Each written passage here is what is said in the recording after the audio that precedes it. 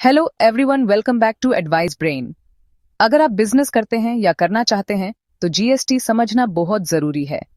लेकिन टेंशन मत लो, हम आपको सिंपल और इजी लैंग्वेज में बताएंगे कि जीएसटी होता क्या है, कैसे काम करता है और आपको इससे क्या फायदा हो सकता है। आज से हम जीएसटी की स्पेशल सीरीज स्टार्ट कर रहे हैं, जिसमें हम आपको बेसिक्स से जीएसटी के बारे में बताएंगे। तो चलो बिना आपका टाइम वेस्ट किए शुरू करते हैं, और वीडियो को लास्ट तक देखना ताकि आपको अच्छे से समझ आ जाए। चलो शुरू करते हैं। किसी भी वेलफेयर स्टेट में यह सरकार की प्राइम रिस्पॉन्सिबिलिटी होती है कि वह देश और लोगों की बढ़ती हुई विकास की जरूरतें पब्लिक एक्सपेंडिचर के थ्रू पूरा करे। इंडिया एक डेवलपिंग इकोनॉमी होने के नाते लिमिटेड रिसोर्सेज के साथ वेलफेयर स्टेट की ऑब्लिगेशंस को पूरा करने की कोशिश कर रहा है, जिसमें taxes primary source of revenue होते हैं। टैक्स कलेक्ट करने का बेसिक मकसद सरकार के लिए ज्यादा से ज्यादा रेवेन्यू जनरेट करना होता है, ताकि पब्लिक सर्विसेज प्रोवाइड की जा सकें। लेकिन ओवर द इयर्स टैक्स एक फिस्कल पॉलिसी का इंस्ट्रूमेंट भी बन गया है, जो इकोनॉमिक ग्रोथ को स्टिमुलेट करने के लिए उसे होता है।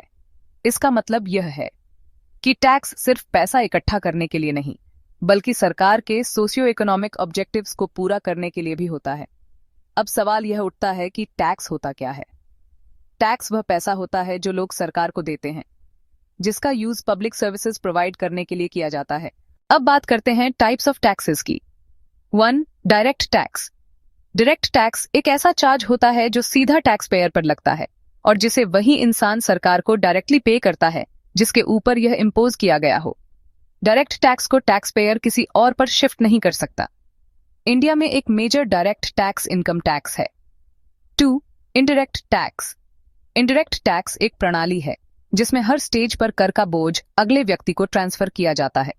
जब तक यह फाइनली कंज्यूमर तक नहीं पहुंचता, तो ऐसे टैक्स को इनडायरेक्ट टैक्स कहते हैं। इनडायरेक्ट टैक्स का बर्डन टैक्स पेयर किसी और पर शिफ्ट कर सकता है।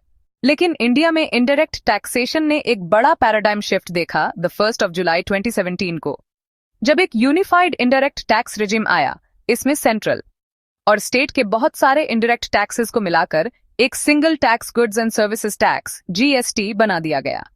जीएसटी का इंट्रोडक्शन इंडिया के इनडायरेक्ट टैक्स रिफॉर्म्स के फील्ड में एक बहुत बड़ा कदम रहा है। कस्टम्स ड्यूटी अब भी पोस्ट जीएसटी रिजीम में कंटिन्यू करती है। अब बात करते हैं व्हाट इज जीएसटी।